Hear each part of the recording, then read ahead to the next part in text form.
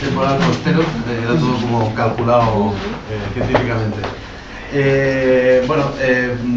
Por petición de una de las personas que es parte del colectivo de la Vorágine, de Carolina, se planteó esta actividad que nos parecía más que pertinente, porque además el tema de la plataforma de la zona costera sí lo habíamos dado mucho seguimiento por otra gente de la plataforma que pasa por aquí y demás, pero no habíamos hecho nada específico y sí nos parece un tema fundamental. Sabéis que la Vorágine también está involucrada en varios procesos de estudio del urbano, otras cosas conglomeradas, que es lo que os invitamos, porque es un espacio abierto de ciudadanos y ciudadanos donde estamos debatiendo el modelo de ciudad y debatiendo, conociendo y estudiando qué es el Santander 2020, qué es la Smart City, qué es el proyecto del Parque Litoral Norte, porque nos parece que nos quedamos siempre en la superficie, las noticias y lo que llega a la ciudadanía es la superficie, pero por detrás hay intereses que, como curiosidad, ya que teníamos el grupo de estudio precisamente conglomerada, nos remontaba al gran proyecto de ciudad franquista después del incendio del 41, ¿no? Y arrancando de ahí uno va viendo hacia dónde van las cosas. Entonces, bueno, hoy tiene mucho sentido hablar de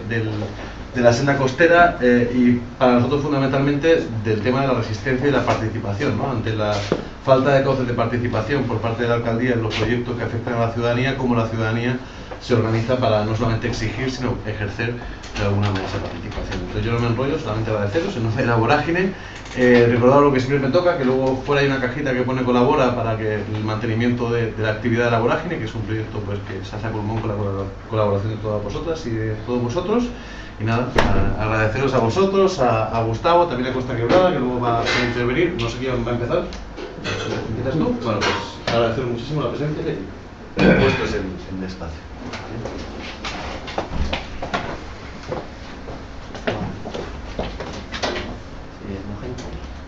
Bueno, pues buenas tardes a todo el mundo. La idea que teníamos para hoy era plantear un debate sobre este asunto concreto, el de la senda costera, que es un ejemplo más de cómo se hacen las cosas, ¿no? Es un caso que ejemplifica muy bien la manera en la que se están haciendo las cosas a día de hoy, en pleno siglo XXI, cuando estamos en un momento en el que de alguna manera se manifiesta por parte de las administraciones que existe participación, que la ciudadanía puede involucrarse, que la ciudadanía puede decidir. Y entonces yo voy a, de alguna manera, tratar de desgranar algunos de los aspectos esenciales del problema y del conflicto surgido a raíz de la senda costera, pero que puede trasladarse muy fácilmente a muchos otros aspectos de las decisiones políticas y de la implicación de la ciudadanía.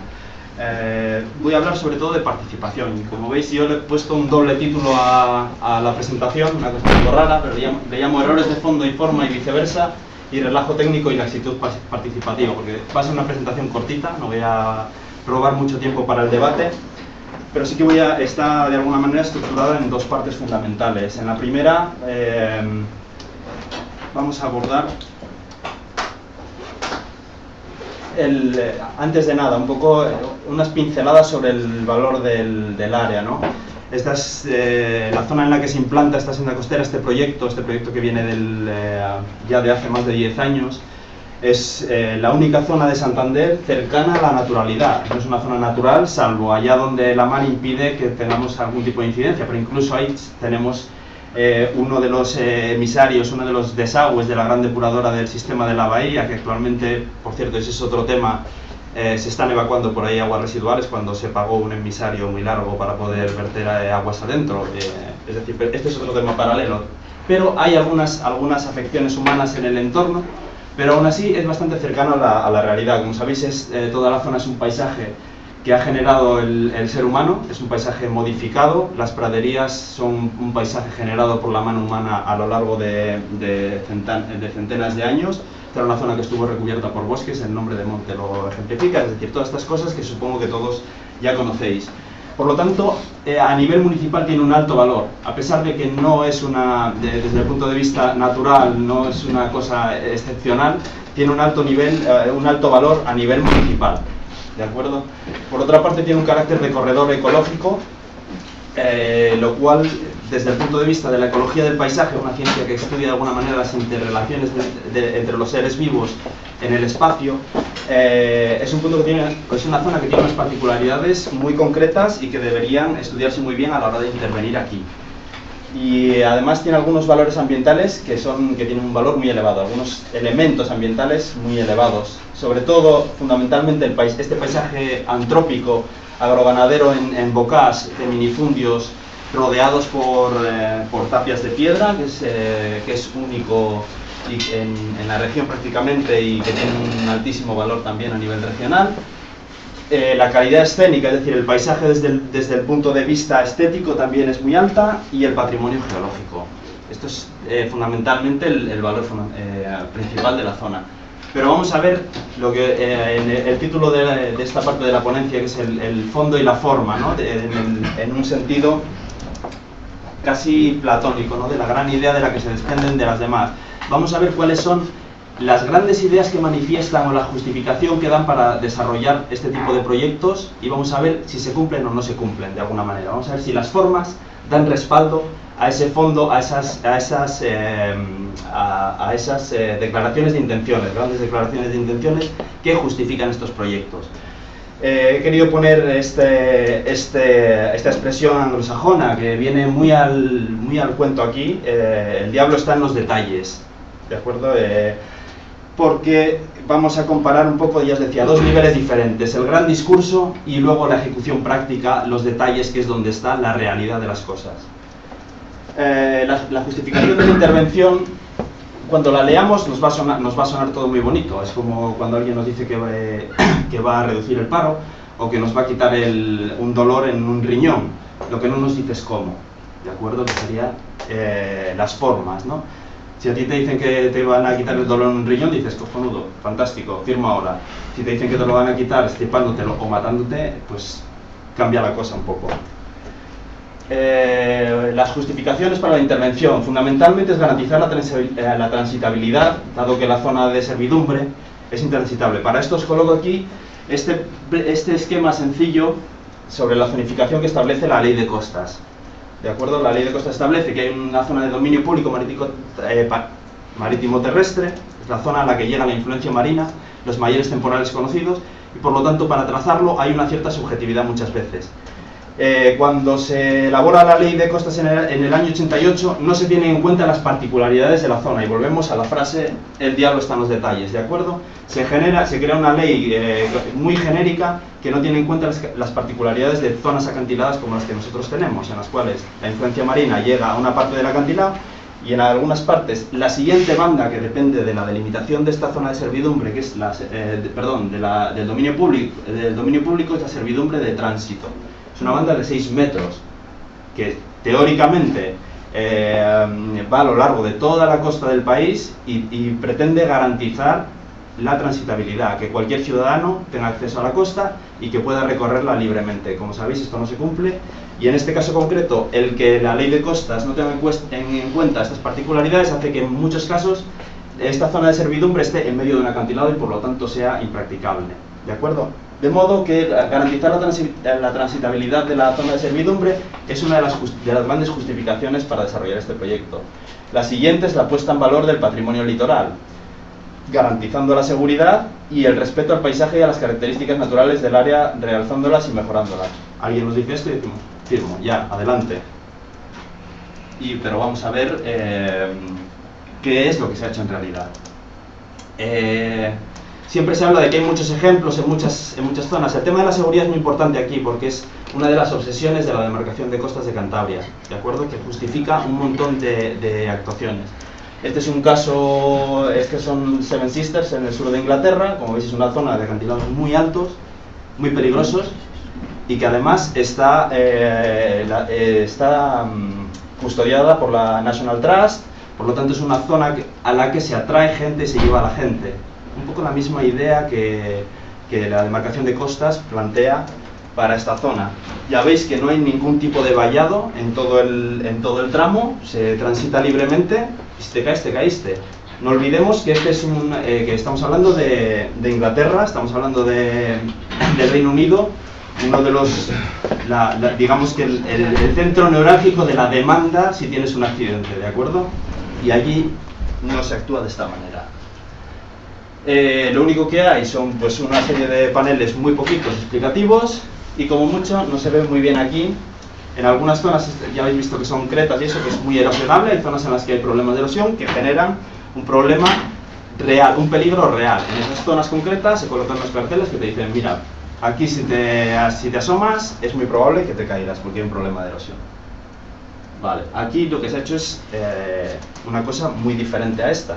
Esa era cuando a uno le plantean esas grandes ideas de cuál es el fundamento de la actuación, pues se imagina algo de ese estilo, una intervención mínima, segar de vez en cuando y poco más. Y ahora vamos a ver un poco ese fondo y esos principios fundamentales que ellos plantean y en lo que esto se convierte. Se nos habla de seguridad como un principio fundamental, es decir, se va a hacer algo, pero si vamos a traer a la ciudadanía ahí, no vamos a poner a nadie en riesgo. Lo que encontramos en la práctica es que eso sirve para justificar ciertas actuaciones, pero hay puntos concretos en los que sin justificación se expone innecesariamente a la gente a riesgos que ya digo que son innecesarios. Se exponen en áreas que son realmente peligrosas. Se habla también para la senda de un carácter netamente peatonal, es una senda para pasear, para disfrutar del entorno. Lo que encontramos en la práctica, en el proyecto, es un trazado más propio de infraestructuras viarias para tráfico rodado, con una curvatura determinada, que no es necesaria para caminar, y es lo que nos encontramos. Y por otro lado, una anchura determinada, poco flexible, es decir, que no se adapta, que no tiene adaptabilidad a la realidad territorial y que por lo tanto se implanta sin contemplaciones en el territorio. Se habla de una intervención mínima y lo que encontramos son infraestructuras innecesarias con sus impactos derivados. ¿De acuerdo? Como todo esto es muy abstracto, para los que no, supongo que hayáis visto fotos de prensa, lo hayáis visitado y lo conozcáis, pero ejemplos de todo esto. El trazado expone, como decía, en varias ocasiones a situaciones peligrosas sin ninguna explicación razonable, como el caso de la zona de Ojareda, en la que se lleva hacia el acantilado y se hace pasar por una grieta como esta también en la zona del Bocal, donde obviamente con un poco de oleaje el riesgo es bastante elevado. Y existiendo alternativas, es decir, que el propio camino existente que utiliza la gente no pasa por allí, ¿de acuerdo?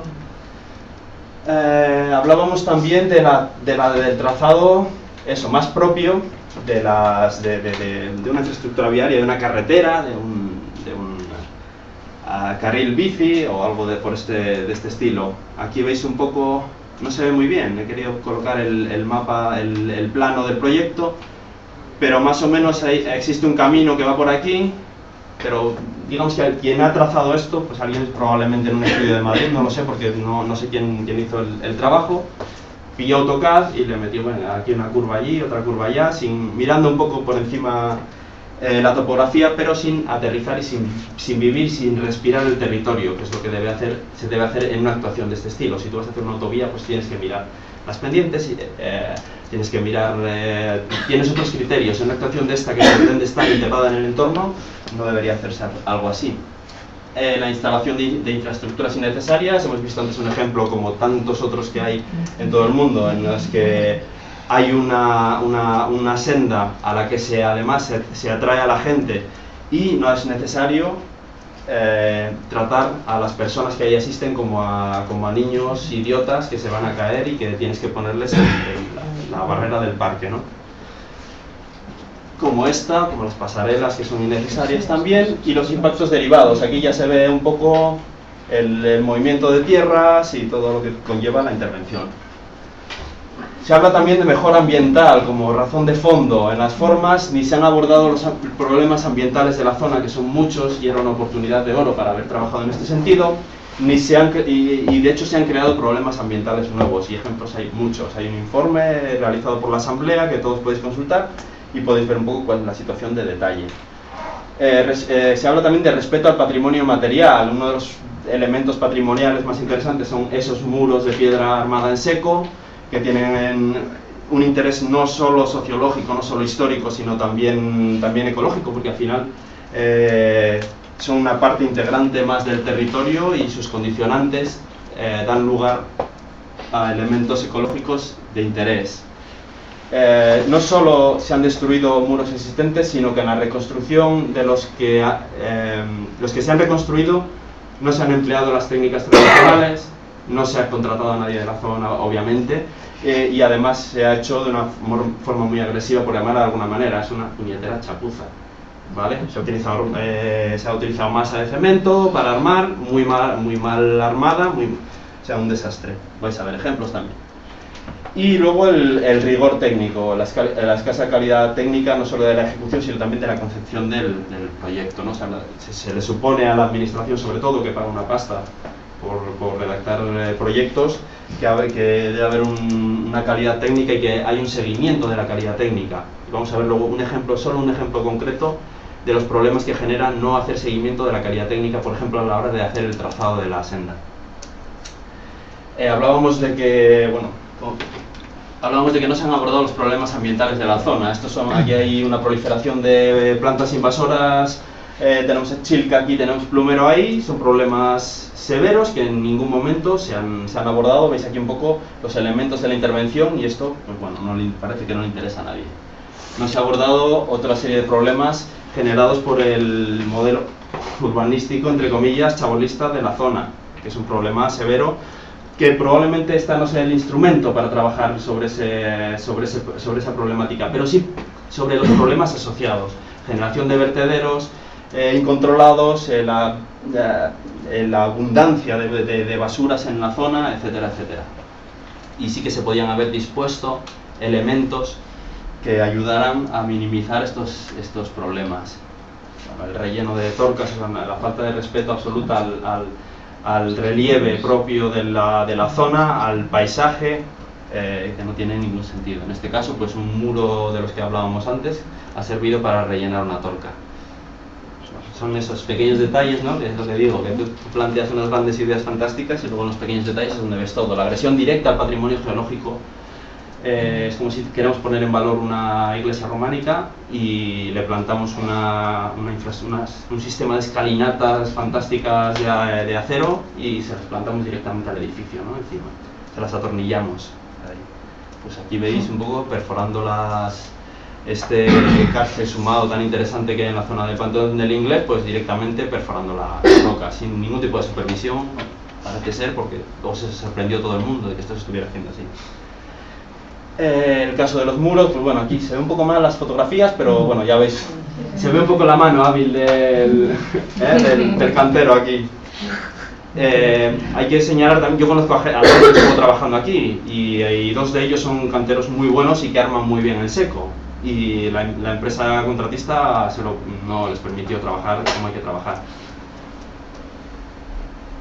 Y luego hablábamos del rigor técnico y del seguimiento de la calidad. Y esto tiene muchas implicaciones y esto es muy importante, en este caso concreto. Como veis aquí en este plano, aquí tenemos un camino existente, ¿vale? Y a la hora de trazar, alguien, quien hiciera esto, obviamente estaba intentando pasar este vector de aquí, estaba haciéndolo coincidir con un camino existente. A nadie se le ocurre plantar en paralelo a algo que existe, además esto está en pendiente, plantarle una línea aquí. ¿Qué es lo que sucede? La administración, llega el momento de empezar a ejecutar la obra o en los trabajos previos de expropiación y obviamente tiene que expropiar aquí a una serie de propietarios para hacer pasar esto por ahí. Ahí hay un salto que yo no entiendo cómo se puede producir. ¿Cómo puede ser que alguien, cuando está estudiando el trabajo expropiatorio, no se da cuenta de que hay un error técnico estúpido, porque es un error pequeño, pero que conlleva unos sobrecostes y conlleva a tener que generar una infraestructura nueva? Es esa rigidez, ¿no?, del plano. El plano es vinculante, y es obligatorio ceñirse a él, por lo tanto vas a tener que expropiar eso. Joder, te das cuenta de eso y pues, aquí no ha habido un seguimiento de la calidad. Vamos a rectificar esto y vamos a llevar las cosas a su cauce. Bueno, parece que es dinero de todos y no importa tener que generar algo inútil en este punto. Y ya cuando se habla del carácter participativo de los proyectos y todo esto, y es cuando uno le entra la risa porque se incumplen directamente al ver las formas y al ver los detalles, cuando uno se da cuenta de que de que el verdadero problema está aquí, aparte de todas las consideraciones técnicas. Y esto es de lo que os quiero hablar sobre todo. Me he ido un poco demasiado al detalle en este punto anterior, pero estamos en un momento en el que hay por parte de las propias administraciones hay una nueva concepción de la participación ciudadana, y esto viene impulsado sobre todo por las directivas europeas, fundamentalmente en mi ámbito en el que yo he trabajado habitualmente. La Directiva Hábitats y la Directiva Marco del Agua son las que establecen de alguna manera la necesidad de una participación mucho más intensa, que vaya más allá de la mera consulta pública, que es lo que habitualmente hacen las administraciones, y cuanto más grandes más. Y además eso es una responsabilidad de las administraciones, no es un capricho, se debe ir mucho más allá, porque la participación tiene muchísimas ventajas. Las administraciones son conscientes de esto, y esto llega desde Europa, claro, porque al final, ¿por qué? Porque al final a las instituciones europeas, que llegan personas para redactar la Directiva Hábitats y la Directiva Marco del Agua, llegan soñadores que piensan que puede haber un mundo mejor y una mejor manera de hacer las cosas, ¿vale? Pero, de alguna manera, esto cala solamente en el discurso, en ese fondo del que hablaba antes, pero luego en las formas vamos a ver un poco, y este es un ejemplo claro, cómo se hacen las cosas en la realidad. Para este siglo XXI deberían articularse procesos participativos abiertos y plurales que incluyan a todos los actores implicados. Esto es muy importante, a todos. Y luego os hablaré, yo tengo algo de experiencia desarrollando participación, y os hablaré de cuáles son las salvedades y cuáles deberían ser el límite tolerable. La participación a nivel local se articula en torno a las Agendas 21, ¿vale? Teóricamente hay herramientas para hacer esto. De las ventajas de la toma de decisiones participadas tampoco me voy a enrollar mucho con esto, porque supongo que todos las conozcáis. La ciudadanía siente los proyectos como propios, la participación además permite incorporar a los proyectos los conocimientos de los habitantes de la zona. Al analizar qué es lo que pasa en la senda costera, cuando se ha juntado la gente en torno a la asamblea, ha llegado la cordura, ha llegado el conocimiento también de la zona, el conocimiento local, algo que el equipo técnico redactor no tuvo en cuenta en ningún momento. Solamente habiendo consultado a la gente se hubieran evitado un montón de problemas asociados a la ejecución de esta senda. Ya digo que la participación permite incorporar esos conocimientos. También se detectan los conflictos a priori. Si uno hace un proceso participativo como se debe hacer, todo esto que ha surgido ahora y que además no se está sabiendo canalizar, se puede trabajar sobre ello, ¿de acuerdo? Pues es fundamental. La participación además permite que diferentes actores se conozcan e interactúen, y que no estés interpretando cuál es la intención que hay detrás de no sé quién. Probablemente sí, porque a la hora de desarrollar los procesos participativos, hay gente que tampoco es muy sincera, por lo tanto vas a tener que interpretar muchas veces cuál es la intención que hay detrás, pero la participación dificulta un poco esa barrera que existe entre diferentes actores del territorio. Además, la deliberación favorece el acercamiento de posturas y permite alcanzar resultados cabales, ponderados y que cuentan con la aprobación de la sociedad, ¿vale? Si hemos conseguido implicar a toda la sociedad interesada en el proyecto concreto, en el plan concreto, en el programa concreto, tenemos garantías de que la ciudadanía está aprobando lo que estamos haciendo, y que además lo que estamos haciendo responde a sus intereses y a sus necesidades. Son cuestiones genéricas de las ventajas de la toma de decisiones participada. Ya digo que todos las conocéis, pero no está mal tocarlas aquí. La buena praxis en la incorporación de la participación a planes, programas y proyectos. Aquí hay una serie de principios, unos pocos, una selección de los que son más relevantes en este caso. Los procesos deben ser plurales, abiertos, incluyendo administraciones competentes, sociedad civil y ciudadanía. Cuando yo me refiero a incorporar a toda la ciudadanía, este es un punto fundamental. Cuando tú desarrolles un proceso participativo, tú puedes obviar a la ciudadanía particular, al ciudadano de a pie que no está organizado, que no es parte de la sociedad civil, es decir, que no pertenece a ninguna organización, a ningún sindicato, a ninguna agrupación de empresas. Pero eso solamente lo puedes hacer si tienes, si eso tiene una justificación. Si estás trabajando en un territorio muy amplio en el que es imposible consultar a todos los ciudadanos, aunque solo sean los que están interesados en el tema, puede recurrir a la sociedad civil, o puede recurrir a las administraciones competentes, o puede recurrir a representantes vecinales, porque si no sería inviable. Aquí estamos hablando de una zona muy concreta en la que los vecinos son 4, por decirlo de alguna manera. Yo trabajo en un proceso participativo para toda Cantabria en la que se llegaba a convocar a la ciudadanía particular a un proceso participativo. Un ciudadano cualquiera podía asistir, podía opinar, podía debatir con el presidente, con el jefe de planificación de la Confederación Hidrográfica del Norte. Un ciudadano cualquiera podía debatir con él y podía rebatirle, ¿de acuerdo? Se puede hacer, si se quiere. Y aquí es muy sencillo, si es que son 3 barrios. Es bastante gente, no son 3 pueblines pequeños, pero se puede hacer. Lo que no se puede hacer es consultar solamente a las asociaciones vecinales, ¿vale? Contar con que eso está representando a la ciudadanía cuando es patente y conocido que muchos de los ciudadanos de estos 3 barrios no se sienten identificados ni representados. Es decir, para que tú puedas desarrollar un proceso y contar con que una asociación vecinal está representando a sus vecinos, tiene que estar garantizado que los vecinos se sienten representados por esa organización vecinal. Y esto es fundamental, y aquí no era tan complicado. Los procesos deben ser creíbles, transparentes y honestos. Sobre todo el segundo punto, el de la transparencia, pues desde luego la gente no se ha enterado, no se le ha dado suficiente publicidad. El procedimiento también para la toma de decisiones cuando se ha hecho participación tampoco ha estado claro. Se han expuesto unos planos generales que tampoco iban a mucho detalle. Y ha fallado también en este punto. La participación debe fundamentarse en la deliberación y confrontación de ideas, intereses y posturas. Y deliberación en el sentido amplio, de reunir, lo que hablábamos antes, para confrontar ideas necesitas reunir al representante de los sindicatos con el ciudadano particular o con el representante de las organizaciones ecologistas, porque si no los juntas no hay debate.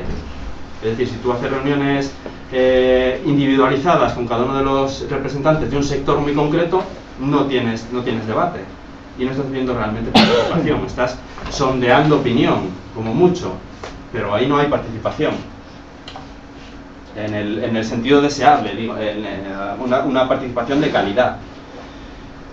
Los resultados de los procesos deben ser vinculantes, es decir, que la administración que se decide a desarrollar un proceso participativo para tomar una decisión determinada tiene que comprometerse a que los resultados de eso, aunque no le gusten, los tiene que llevar a cabo, porque eso tiene que ver con la credibilidad de los procesos. Si alguien no lo hace, pues obviamente pierde toda la credibilidad para desarrollar ningún tipo de proceso después. La participación debería incorporarse de manera transversal a lo largo de todas las fases del proyecto, desde la propia, en este caso, Santiago probablemente os hable luego de esto, en este caso la senda costera surge de alguna manera de una demanda vecinal, pero la participación debe incorporarse también en la decisión de cómo se va a hacer eso, de cuánto dinero se va a gastar, de cómo se van a distribuir los presupuestos y después de la entrega del proyecto. Después de la entrega del proyecto, lo he puesto abajo del todo, pero debe rendirse cuentas de la aplicación de los resultados de la participación. Ahí tiene que haber una fase de retorno, me encanta esta palabra, la fase de retorno me encanta, que suena como película, pero en la que se rinde cuentas y dice, coño, hay cuestiones cuando surgen ideas que son difícilmente, o que no son aplicables por lo que sea, o que hay opiniones que no se pueden llegar a un punto concreto, que eso se tiene que resolver durante el proceso. Si te encuentras con problemas para ejecutar los resultados de la participación, al final de eso tienes que rendir cuentas, tienes que decir, no pudimos hacer esto por estas razones, ¿vale? Ese es un proceso ideal. Y debería facilitarse además el acceso a toda la información relevante, un acceso sencillo a toda la información relevante. A quien quiera meterse a mirar los detalles técnicos del proyecto, eso debería estar disponible sin tener que irte a la demarcación de costas, subirte ahí arriba, que no puedes ni hacer una triste fotocopia para sacártelo de allí, difícilmente te dejan sacar el proyecto. Es decir, la información ha estado en un armario, que si forzabas un poco sí podías acceder a ella, si no, lo único que había eran unos planos en los que realmente la gente no estaba entendiendo en qué consistía eso. De ahí la sorpresa, de repente se ponen a ejecutar y coño, ¿qué es esto? ¿No?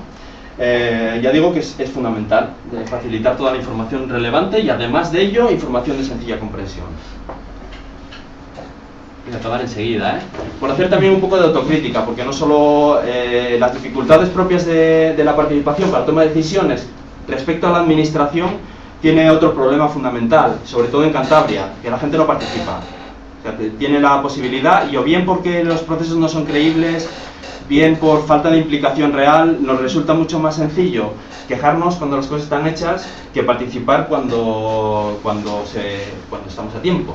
Y en este caso, para esta senda concreta, hubo una serie de delegaciones, pero desde luego no todo el mundo que está ahora movilizado y activo en ese momento reaccionó, y en ese sentido tenemos que ponernos un poco las pilas.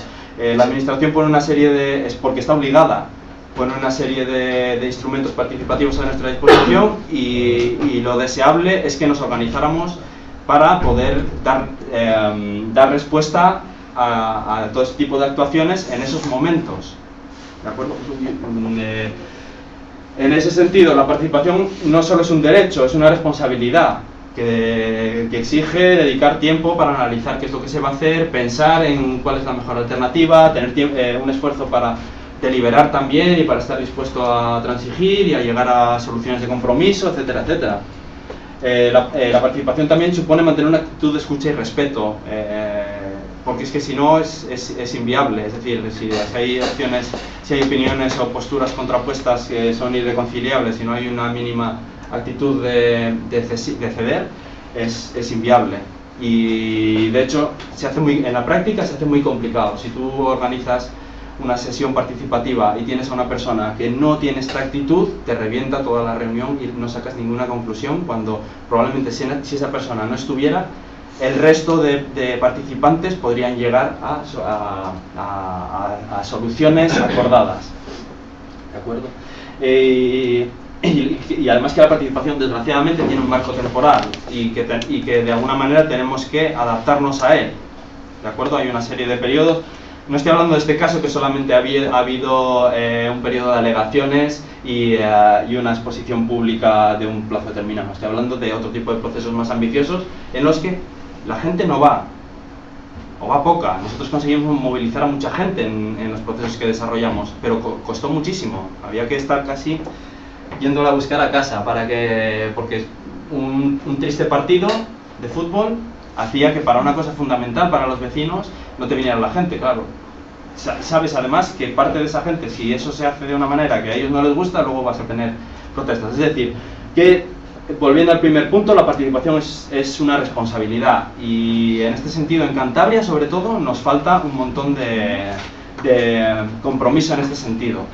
Tengo experiencias cercanas en Navarra de gente que trabajaba en el mismo campo que nosotros, que las cosas funcionan de una manera muy diferente.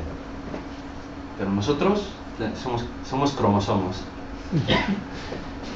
Y como reflexión final, el fenómeno que ha supuesto la Asamblea para la Senda Costera, que de una manera espontánea ha sido capaz de desarrollar algo que las administraciones, y al margen de las administraciones, algo que se debería haber hecho desde las administraciones promotora y del ayuntamiento. Desde Costas y desde el ayuntamiento debería haberse realizado un proceso, sobre todo cuando se ha ido a ejecutar 10 años después de la redacción del proyecto, ¿vale? Cuando quien alegó en su día, hay gente que se ha muerto y se ha incorporado gente nueva a la sociedad de la zona en la que se va a actuar.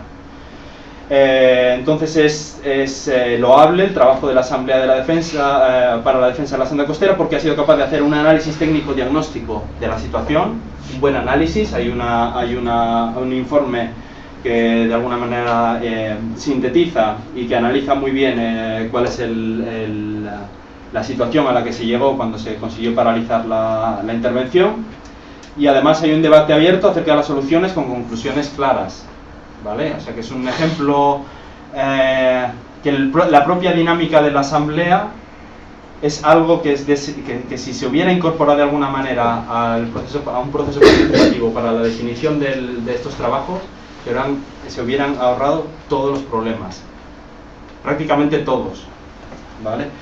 Y que la Asamblea ha sido capaz de movilizar a la ciudadanía y canalizar su opinión, fundamentalmente en estos dos sentidos. Y vuelvo otra vez a la frase. Yo me he quedado en esta última parte de la participación en las grandes ideas, me he quedado en lo grande y no he podido ir a los detalles, porque cada uno de esos elementos abstractos de los que os he estado hablando, hay muchos ejemplos, yo los tengo aquí, pero no hay tiempo suficiente para que os dé la chapa más de lo que lo he hecho ya. Así que yo con esto termino y le doy paso a Santiago y más. Gracias.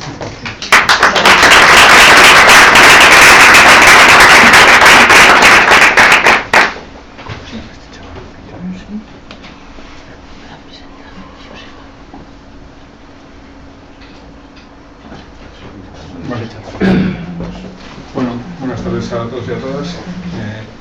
Yo represento a una parte de la ciudadanía un poco diferente a la que ha expresado Gustavo. Cuando habla Gustavo parece que lo deja todo clarito, porque él representa una parte de técnicos con criterio, que no son precisamente los que han hecho este proyecto, ¿no? Yo represento a esta otra parte de la ciudad que tenemos o podemos opinar, a veces lo podemos hacer bien y alguien nos tiene que corregir, seguramente los técnicos, pero al menos merecemos el respeto de ser escuchados, que no muchas veces sucede, ¿no? Poco más tengo que decir de lo que ha dicho Gustavo, porque evidentemente ha descrito el proyecto.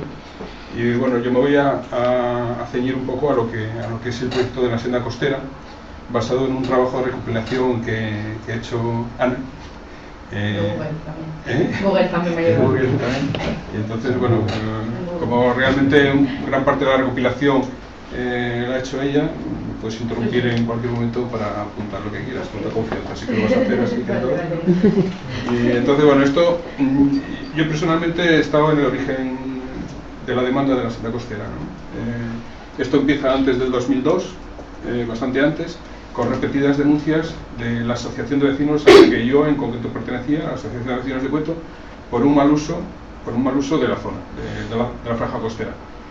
Para muchos era un terreno baldío que no tenía ningún valor, lleno de depresiones, lo que se denominan tuercas o sumideros, que en muchos de los casos, en unas fechas próximas al finales de 1900 y 2000, se utilizaron como vertederos. Había cambiado la sensibilización del territorio, incluso se habían sellado muchos vertederos y obligaban a constructoras todos los restos de obra a trasladarlos a sitios muy lejanos, que había pues eso, un coste adicional, ¿no? Entonces lo que sucedió en esta zona que se alquilaron o arrendaron o compraron terrenos con posibilidad de verter ahí.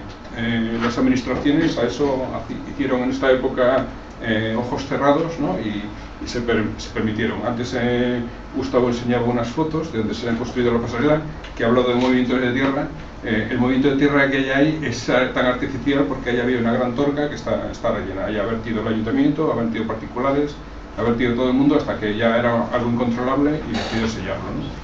Eso ha sucedido también en una instalación que hay al lado, que es una instalación de tiro al plato, ahora clausurada, en estado ruinoso, que no contemplaba tampoco el proyecto eliminarla, pero bueno, pero que ahora mismo tiene uso, y ahí también se hizo un relleno.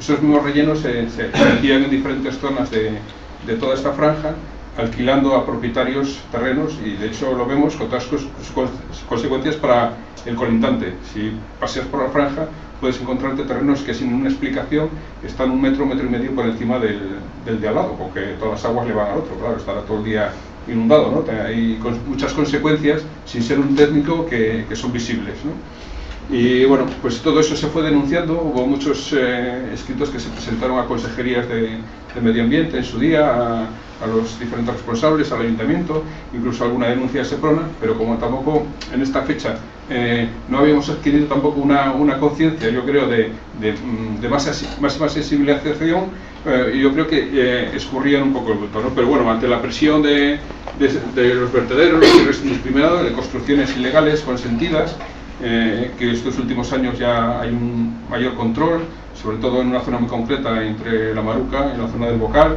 que hay asentamientos que se han cogido licencias con aperos de labranza y se han convertido en auténticos chales de veraneo, o no, o una ruló marcada allí con colores muy vistosos, como la casa de los enanitos, pero que sin luz, ni agua, ni ninguna otra cosa, ¿no? Y bueno, construcciones ilegales y instalaciones que no tenían sentido, como un campo de tiro al plato, que bueno, pues todos los residuos que eso genera, ya sean plomo, plástico, iban a parar a una zona del mar, o la cerámica de los platos, que tendrá algún componente, me imagino, tóxico, ¿no? Eso sería tal.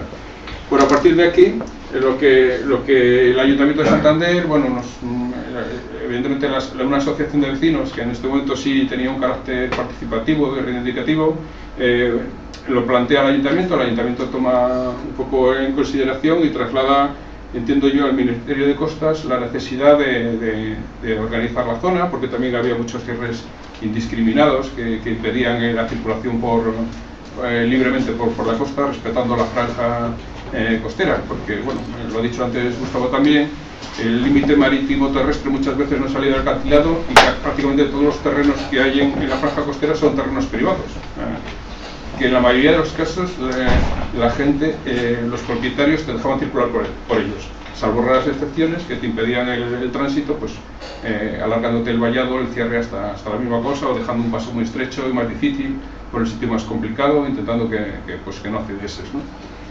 Bueno, en 5 de abril, bueno, Ana le puso fechas, bueno, más o menos, pues, Google, son fechas teóricas, bueno, aunque tengan tan concretas, pero pueden ser o no, ¿no? Pero vamos, que me refiero, de alguna forma nos sitúa en cuál es el proyecto. Hace unas semanas, bueno, en prensa, pues realmente me preguntaron que cuál era el gran problema de la senda costera. El gran problema es el proyecto, pero también que está mal hecho. Y bueno, hemos visto planos, si queréis luego vemos alguno más, o entramos a discusión, en los que demuestra que no hay ningún criterio. La cartografía es de un año infinito, que no tenía ninguna calidad, ni siquiera los propietarios, cuando les ejecutan la expropiación, saben dónde les va a afectar, tal, porque no se distingue en tal. Lo que antes nos enseñaba Gustavo de un camino y que la expropiación va por arriba, lo ves después. Ni siquiera los técnicos son capaces de verlo en el momento de los planos, ¿no? Bueno, en el 5 de abril la demarcación de costas lo que traslada al Ministerio, ¿no? Y se redacta un proyecto, pues, con una cartografía de 1997. Quiere decir que tendrá unas limitaciones determinadas. O sea, evidentemente la técnica ha evolucionado mucho y ahora con herramientas mucho más actuales podríamos habernos dado cuenta de grandes errores, ¿no? Un apunte, ¿no? Como decía Gustavo, que el diablo está en los detalles, no voy a extenderlo mucho, pero ya que está escrito, para que veáis que el 5 de abril se licita, creo que en diciembre tenían que entregar el proyecto, lo entregan con cartografía del 97 y cobran por ello 57.000 euros, hace 12 años. Por como detalle. Como detalle, sí, sí. O sea, solo por redactarlo y hacer 4 organitos. A mí me queda la cosa de que este proyecto era una de esas cosas para callar esa presión de denuncias y de presión popular que alguien contrata tal, pero que luego lo va a meter en un cajón y nunca le va a volver a sacar. Por eso, el segundo error que sería el responsable que decide desenterrar este proyecto al cabo de 12, 14 años, ¿no? Eso es. El 3 de junio del 2003 el proyecto pasa a una evaluación de impacto ambiental y es informado negativamente, ¿no? De hecho, bueno, pues también pues, hay gente que ha participado en la asamblea, se recuperan unos informes de la Consejería de Medio Ambiente en el que son 2 hojitas que hace una evaluación y recomienda no hacer diversas actuaciones que luego al final el proyecto las recoge, ¿no? Se modifica algo, pero vamos, no se tiene en cuenta. Y aquí se abre un periodo de información pública. Y entonces alguien puede decir, bueno, no se participó. Bueno, también tenemos documentación que hemos recopilado, sí participamos, ¿no? O sea, hay, en concreto la asociación de vecinos a la que yo pertenecía en esa época, tiene un encuentro con otra gente que hay aquí también, porque al final confluimos todo eso en el tiempo, Ecologistas en Acción, y planteamos unas alegaciones de forma independiente, pero con mucha conexión entre ellas, ¿no? Y todas van encaminadas a sensibilizar sobre el territorio. ¿Cuál es el gran error? Que no conseguimos, la información que nos facilitan, que también lo hemos comentado, siempre es muy parcial, y entonces se basan más en aspectos de sensibilidad que en los aspectos técnicos que pueda recoger el proyecto. O sea, nadie se ha detenido, no hemos tenido la información porque no nos hemos ido a la demarcación a recoger el proyecto íntegro, no sé qué, a analizar el presupuesto, las partidas de obra, las mil cosas que técnicamente a la mayoría de los ciudadanos se nos escaparían. Nos hemos quedado con el formato, con el plano, con el mensaje que te ha transmitido la administración de que va a ser una intervención mínima, básica y mínima. De mínimos, de que nos va a tocar el suelo, que se va a adaptar, que se va a balizar, a señalizar y nada más, ¿no? Entonces, bueno, pues aquí, ¿no? ¿Dónde avanza? ¿Este? La derecha.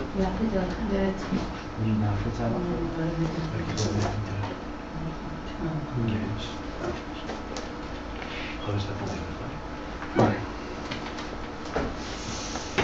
Pasa muchas cosas en este periodo de tiempo, que entre medias, en el 2004 ya el proyecto ha pasado a la información pública, ha sido aprobado, decir que todas las alegaciones fueron desestimadas, salvo yo creo que en concreto una de un propietario en el que en la zona del Bocal se preveía la construcción de un acceso, de un aparcamiento, todas las demás desestimadas, cuando realmente el proyecto y toda la memoria del proyecto recogía todas las alegaciones que se hacían, ¿no? Pero entre medias sucede una cosa, ¿no? Se publica la ley de ordenación del litoral, en lo que se conoce como el POL, ¿no? Que incluye ya indicaciones concretas a las sendas costeras, ¿no? Y entonces, bueno, ha sucedido esto, el 27 de septiembre de 2004 sucede eso, pero claro, es anterior a la ejecución del proyecto. El proyecto nos sigue guardado en el cajón. A la aprobación. La ejecución no ha sido ahora, ¿no? Sí, la ejecución ha sido ahora.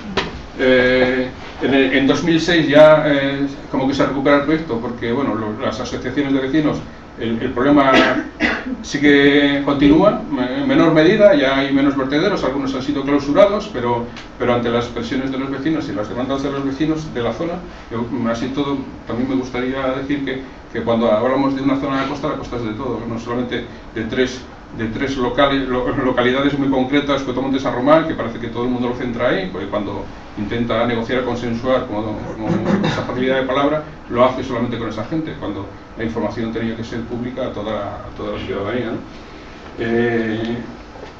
En enero de 2006 se rescata el proyecto, entonces se empieza a hablar de las expropiaciones. Hay un gran capítulo de expropiaciones porque bueno, pues son todos terrenos privados y entonces Costas se lo delega al ayuntamiento. Aquí empieza ya el ayuntamiento a tomar el protagonismo que luego no quiere reconocer. El proyecto realmente es el proyecto del Ministerio de Medio Ambiente, es un proyecto estatal. El ayuntamiento, cuando ha habido problemas, ha intentado eludir su responsabilidad, pero en realidad la tiene desde el primer momento porque Costas le dice hay que arreglar las expropiaciones de la forma más ventajosa para todos, ¿no? El 13 de marzo de 2006 adjudica la gestión de expropiatoria y Costas firma una gestión de expropiaciones. La gestión de expropiaciones es un convenio a 3 partes que se ha firmado entre Costas, ayuntamiento y propietarios. La mayoría, tampoco es un dato que podría decir en tanto por ciento, pero la mayoría de las expropiaciones no se han abonado. O sea, hay un convenio que se ha hecho entre estas 3 partes que el posible valor que tiene según el plan actual, el plan urbano, es compensable en el momento que esa finca se solicite para otra actividad, o se venda o se adjunte a un área determinada. Entonces, bueno, pues con ese convenio lo que se ha conseguido hacer una adquisición de terrenos prácticamente a coste cero. Lo único que se ha pagado son los cierres, los cercados, las paredes de piedra o tal, ¿no? Es lo único que tal. El 16 de abril, bueno, siguen los pasos, declara de utilidad pública y el 2007, ya han pasado unos cuantos años desde el proyecto, sale el expediente a exposición pública. Evidentemente aquí hay otro elemento de participación pública que yo entiendo que los propietarios lo siguieron, ¿no? Y lo sabemos también porque bueno, pues en este territorio conoces a la gente muy cercanamente, o sea, que la configuración que tenemos en los barrios periféricos de Santander es que seguimos conservando esa visión de pueblo en el que todo el mundo sabe cuando surge esto, porque te pregunto y tal.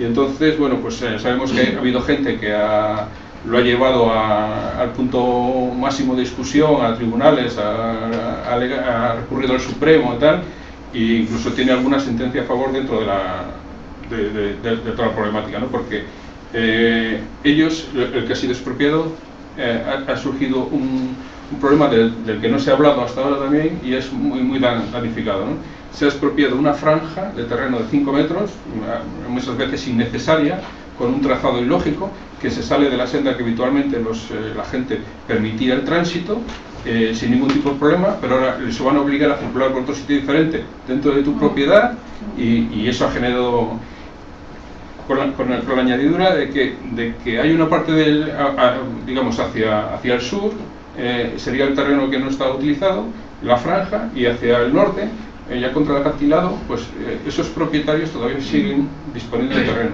y esos no son los expropiados, ¿no? Entonces se da la circunstancia de que hay propietarios que tienen su finca, el camino vallado aquí, y al otro lado 20 islas que no pueden usar porque no pueden acceder, y entonces, bueno, hay gente que aún así, ahora en estos momentos todavía tiene recursos en vía legal para arreglar, y que tiene sentencias a favor que el Ayuntamiento ni Costas ha querido reconocer, y bueno, sí.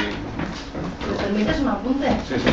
Un poco, bueno, no sé dónde vas a enfocar todo esto, pero yo, después de hacer este cronograma de todos los pasos administrativos que consideramos que era necesario hacer para tener una visión global de lo que había pasado, ¿no? Y antes de hacerlo yo tenía la mala idea tremenda, ¿no?, de esta gente incompetente que tiene un proyecto guardado desde 2004 en un cajón y ahora en 2014 lo saca y lo ejecuta tal cual. Y como veis, en realidad nunca dejaron de estar trabajando sobre el proyecto, ¿no? En 2002, 2003 con un goteo, todos los años van haciendo algo. Y en realidad no lo guardaron en un cajón. Lo que pasa es que estaba tan mal planteado del inicio, para empezar. Lo que estabais comentando, primero, no hacía falta expropiar nada, existe la servidumbre y existe el derecho de la gente a pasar por un prado que no es suyo, pero que tiene una servidumbre de tránsito. O sea, no hacía falta invertir un solo duro del dinero público en permitir a la gente atravesar esos campos, salvo excepciones puntuales a lo mejor, pero no hacía falta ninguna expropiación. Sí hace falta expropiar cuando vas a ejecutar una obra civil, pero estábamos diciéndonos en todo momento que no era una obra civil, que era una señalización mínima. Entonces ya empieza la primera trampa, ¿no? No están haciendo lo que han prometido que han hecho, que van a hacer. La participación y la exposición pública la han desestimado completamente, la han ignorado, y a partir del momento en el que empiezan el trámite de expropiaciones, con esa compensación para construir en otro lugar de la ciudad, y ahí empieza también todo el tema de la burbuja, ¿no? Estamos hablando de 12 años en los que han pasado montones de cosas. La primera, que la conciencia ciudadana por el medio ambiente se ha disparado. La segunda, la ley de protección de la costa en 2004, que ya no sirve para nada porque todo lo que tú puedas estar tramitando desde 2002 no puedes pararlo porque no hay disposiciones transitorias en la ley de costas que te deberían decir qué hacer con los proyectos que ya han sido iniciados. Bueno, una cantidad de cúmulos de errores administrativos y técnicos que ya en el momento en que las expropiaciones ya es una bola de nieve tan grande que no son capaces de pararla. Pienso, o sea, es mi análisis después de coger y sacar fecha por fecha todo lo que ha pasado, ¿no? Lo que yo tenía en la cabeza era aquí hay intereses de un campo de golf, aquí hay montones de intereses ocultos, aquí hay... Y en realidad lo que hay es una incompetencia técnica brutal, aparte de todo lo demás, ¿no? Que son que les viene genial. Dos grandes errores de inicio, ¿no? Que es un poco... Sí, y digo que un poco, para darte un poco como el hilo entre todas las fechas, porque igual a la gente le suena un poco pesado, ¿no? Ir viendo proceso por proceso, qué días se expropió, qué días hizo el informe de participación con las expropiaciones o tal. Un poco lo que quería hacer con esto, ¿no? Bueno, que vamos a llegar de todas maneras, que también lo ha dicho Gustavo, que es que estos procedimientos son excesivamente largos. Sí. Y mantener una participación implica que yo como ciudadano tengo que estar vigilante durante 14 años que no suceda algo que va a suceder. Claro, y cuando en el momento legal de participación te han ignorado completamente. Sí. Entonces, ¿qué vas a estar otros 12 años para que te sigan ignorando? Y cuando el marco en ese tiempo va cambiando mucho.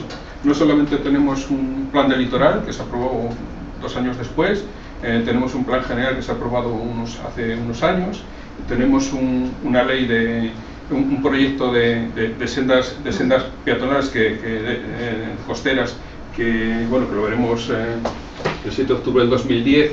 El gobierno de Cantabria desarrolla un proyecto de sendas costeras en las que hay una tasación para esta zona en concreto que sería de unos 118.000 euros, cuando en realidad ha costado casi 1 millón de euros, ¿no? Y que todo, incluso este detalle dicho por un técnico en una de las reuniones que hemos mantenido, este proyecto incumple todo el proyecto.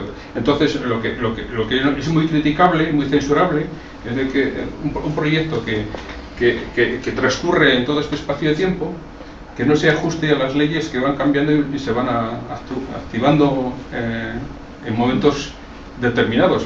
Y luego la situación también de crisis, ¿no? De explotar la burbuja inmobiliaria y de cambio de paradigma que tenía que haber cambiado. Pues bueno, lo dejamos para el debate, ya solo para que no sí, nos despistara. Bueno, con fechas acabo rápidamente, porque yo creo que igual también lo importante también, yo entendía que aquí habíamos venido a debatir un poco de la participación ciudadana, como todas las voces técnicas o no técnicas podríamos aportar algo a cualquier problemática local que tenga la ciudad, ya sea una senda costera, o una expropiación en Prado San Roque, o cualquier otro sitio que pueda surgir, o simplemente la tala de los árboles de la Marga, ¿no? O sea, que yo puedo opinar o debo opinar sobre algo que va a afectar a mi ciudad, porque al final es donde tenemos que vivir todos, ¿no?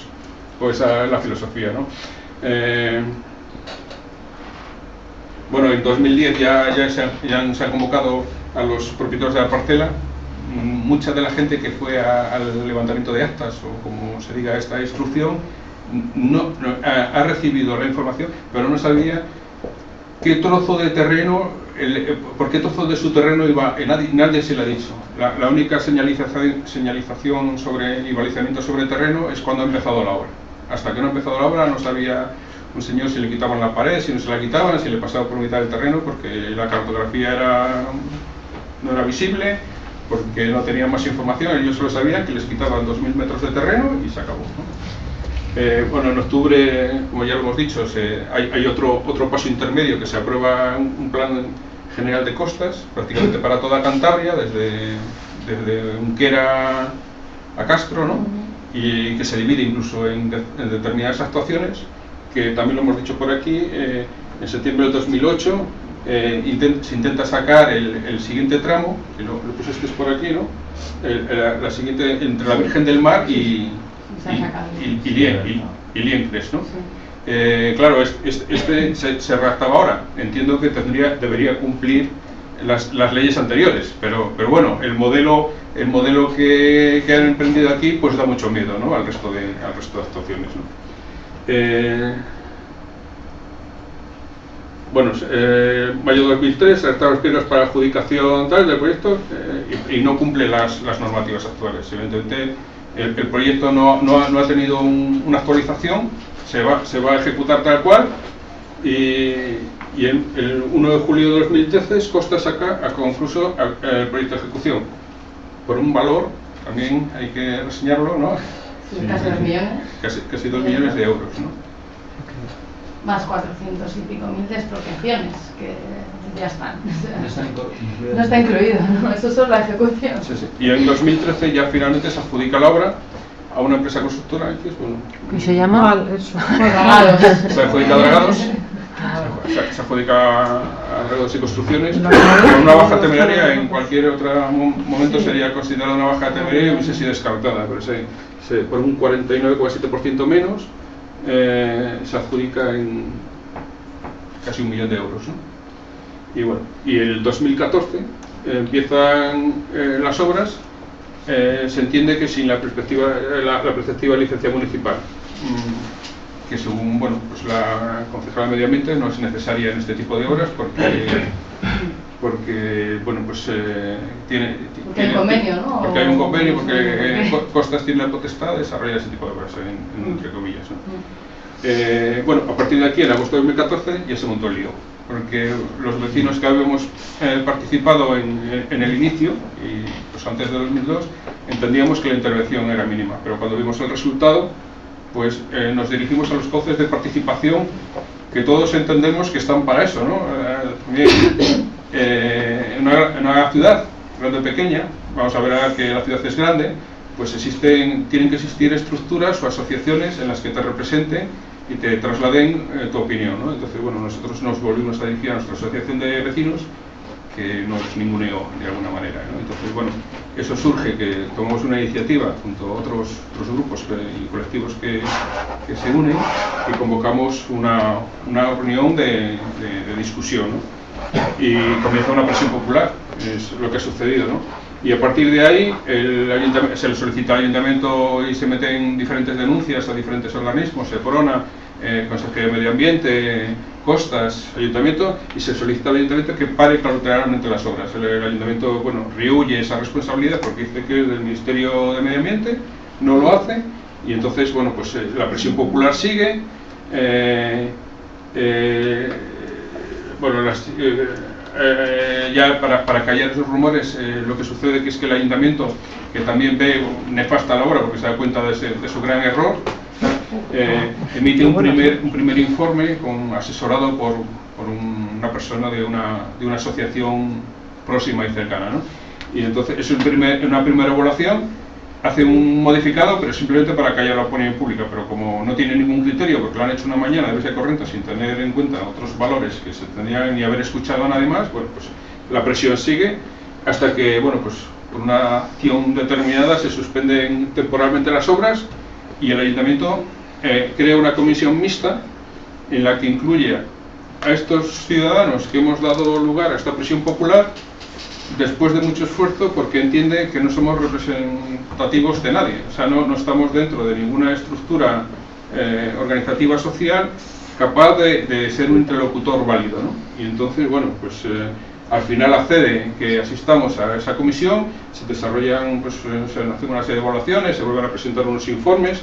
La comisión mixta, que también lo ha dicho Gustavo, en un momento determinado elaboró un informe con un rigor técnico y de sensibilización también, no se tuvo en cuenta, nunca hemos tenido respuesta ni de Costas ni del Ayuntamiento de Santander, y después de varias acciones en las que, bueno, ya hay una visita de campo con los responsables y tal, esta asamblea lo que hizo es una propuesta muy gráfica, evidentemente abierta, porque no es quien entendíamos también que no era la asamblea la que tiene que dar una respuesta ni elaborar un proyecto.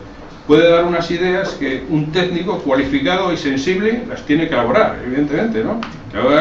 Cuando pido que se hagan unas determinadas cosas, puedo estar obviando otras que tienen que ser tenidas en cuenta, ¿no? Y alguien, un técnico, lo tiene que decir, ¿no? Entonces, bueno, ese trabajo es el único que se presenta en la comisión mixta, en la que estaban formados, bueno, ya lo sabéis, igual todos partidos políticos, asociaciones de vecinos, las locales y la asamblea, y el ayuntamiento tira por aquella en medio y se saca su propia propuesta que traslada a Costas, similar a la que, digo similar con muchas diferencias, pero similar a la que ha propuesto la asamblea, pero sin tener en cuenta ese grado de participación que ha surgido y que en un momento determinado ha reconocido, que luego seguidamente dice desconocer que existe una plataforma, que existe una asamblea y tal. Hemos llegado a este punto y en estos momentos esta asamblea, digo, porque si alguno no lo sabe, hay gente que no conozco, se ha constituido para dar pie al ayuntamiento de que no tenga esta crispación con algo que es que para él no es. Nos hemos convertido en una asociación registrada en el registro de asociaciones del Gobierno de Cantabria, con una finalidad, la defensa de la Senda y Costa Norte de Santander, ¿no? Y bueno, pues esto es la situación final en la que estamos, ¿no?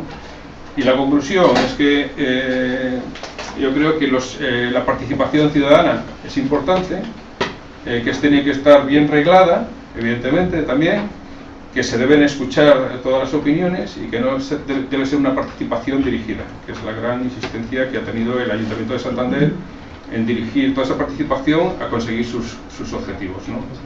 Es decir, que toda esta zona, que la senda costera no es el problema, la senda costera es una parte del problema. el gran desarrollo que tiene ese área es lo que llaman el Parque Litoral Norte, en el que el Ayuntamiento de Santander tiene el capricho de construir un gran campo de golf, un auditorio al aire libre, una zona de tal. O sea, esto es un proyecto que tiene el Ayuntamiento de Santander también, no lo ha sacado a la información pública dada la presión, porque iba a ser enfrentarse más de lo necesario, pero le tiene colgado en su página, en su portal de internet del Ayuntamiento, que es el Parque Litoral Norte, ¿no? Entonces, también por este motivo la Asamblea se ha transformado en asociación, porque el trabajo, como hemos visto aquí, 10 años, ellos no tienen prisa y entonces, bueno, pues al final nos van a obligar a nosotros a no tenerla tampoco, ¿no? Con esto yo creo que vale.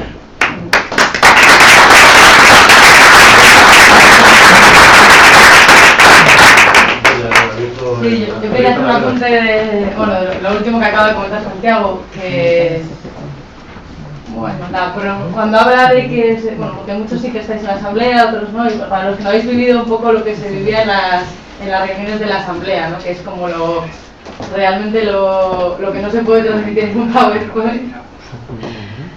Que, bueno, la asamblea desde su inicio, que empezó con una alarma por una agresión al territorio, que se sentía como una agresión propia, ¿no? Casi a nuestros cuerpos, ¿no? Y a nuestras personas, a nuestro territorio. Y al principio, pues han sido cientos de personas las que se han acercado a las reuniones semanales. Hasta un momento en el que prácticamente iban unas 100 personas todas las semanas, ¿no?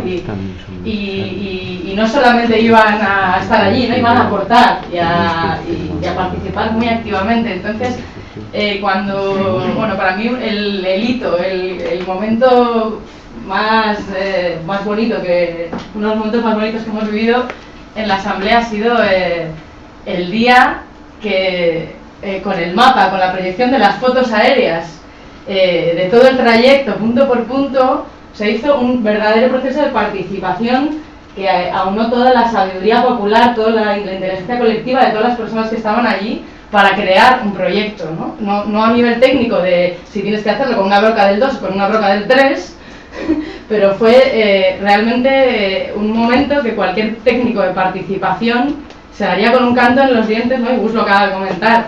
Cuando a ti te contratan, si tienes, la suerte o la desgracia de que te contraten para hacer un proceso de participación, a cualquiera le gustaría ver lo que sucedió aquel día, ¿no? Gente del pueblo, con ganado, sin ganado, con casas, gente que tiene propiedades que atraviesa la senda, niños mayores, sobre todo gente muy mayor. La verdad que hay gente de 80 años participando y aportando todo ese conocimiento de toponimia que los más jóvenes conocemos, quizá los que no hemos vivido ahí tanto tiempo desconocemos. Y bueno, yo creo que realmente ha sido un ejemplo, yo de lo que he vivido de participación ciudadana espontánea en Cantabria, un ejemplo realmente importante y que, deberíamos conservar y mantener en el tiempo, y yo creo que es lo que va a intentar hacer la asociación y la asamblea. Y creo que eso, que... Si me dejéis por un supuesto. poquitín de participación para explicar un poquitín, añadir a los hechos. Yo soy vecino de Cueto y soy socio de la Asociación de Vecinos de Cueto, y la impresión que me da que tanto para las asociaciones de vecinos como para el ayuntamiento la participación ciudadana está en que los ciudadanos no participemos en nada. Porque nosotros lo primero que hicimos fue recurrir a la asociación de vecinos en la cual somos socios. En la asociación, y habréis visto en la prensa, que nos tachan de todo, ¿no?